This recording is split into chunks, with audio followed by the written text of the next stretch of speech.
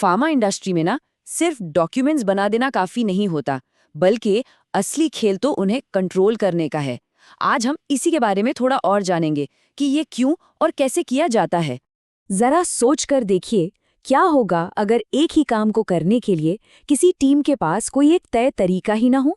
अगर हर कोई अपने अपने हिसाब से, अपनी समझ से काम करने लगे तो कितना ज्यादा कंफ्यूजन और गड़बड़ हो सकती है ना? तो चलिए सबसे पहले देखते हैं कि जब कोई सिस्टम होता ही नहीं तो असल में होता क्या है।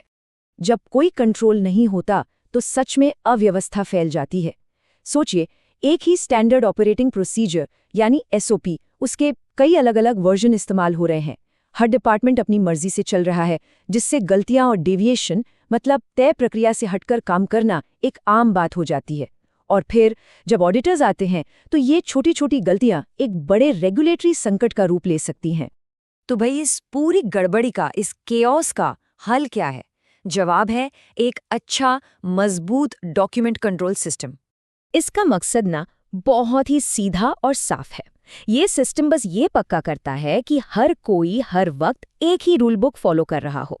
मतलब सही डॉक्यूमेंट, उसका सबसे नया अपडेटेड वर्जन, सही जगह पर और बिल्कुल सही समय पर इस्तेमाल हो। अच्छा, तो ये सिस्टम काम कैसे करता है? चलिए, इसके जो जरूरी हिस्से हैं उन्हें एक एक करके समझते हैं। देखिए, कोई भी डॉक्यूमेंट अपनी लाइफ में ना कई स्टेज से गुजरता है। सबसे पहले उसे बनाने का एक तय तरीका होता है। फिर ये तय होता है कि इसे मंजूरी कौन देगा। मंजूरी मिल रही, ठीक है, अब इसे सही लोगों तक कैसे पहुंचाया जाएगा? अगर इसमें कोई बदलाव करना हो तो वो कैसे होगा? और जब ये पुराना हो जाए तो इसे चलन से कैसे हटाएंगे? और आखिर में इन सारे रिकॉर्ड्स को संभाल कर कैसे रखा जाएगा? ये सब कुछ इसी सिस्टम का हिस्सा है। यहाँ पर ना कंट्रोल्ड और अनकंट्रोल्ड डॉक्यूमेंट्स के बीच का फर्क समझना बहुत बहुत ज़रूरी है। कंट्रोल डॉक्यूमेंट्स जैसे कि एसओपीज या मैनुअल, ये वो हैं जिन्हें प्रॉपर मंजूरी मिली है, जिनका एक नंबर है, जिन्हें ट्रैक किया जा रहा है। दूसरी तरफ है अनकंट्रोल्ड डॉक्यूमेंट्स, फोटोकॉपी, कोई पुराना प्रिंटआउट या फिर कोई ड्राफ्ट कॉपी। और अगर इनमें से कोई भी चीज़ काम करने की जगह यानी शॉप फ्लोर पर मिल जाए तो समझिए ये एक बहुत बड़ा कंप्लायंस का रिस्क है।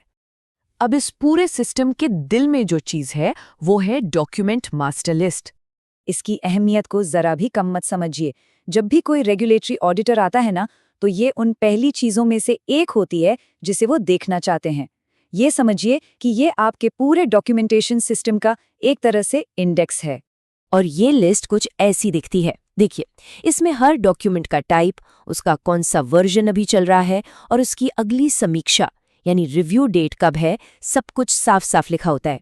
एक नज़र में ही पूरे सिस्टम की सेहत का पता चल जाता है। तो फिर ऑडिट के दौरान गड़बड़ियां कहाँ पकड़ी जाती हैं? ये कुछ बहुत आम गलतियां हैं। एक ही काम के लिए एसओपी के कई कई वर्जन्स इस्तेमाल हो रहे हैं।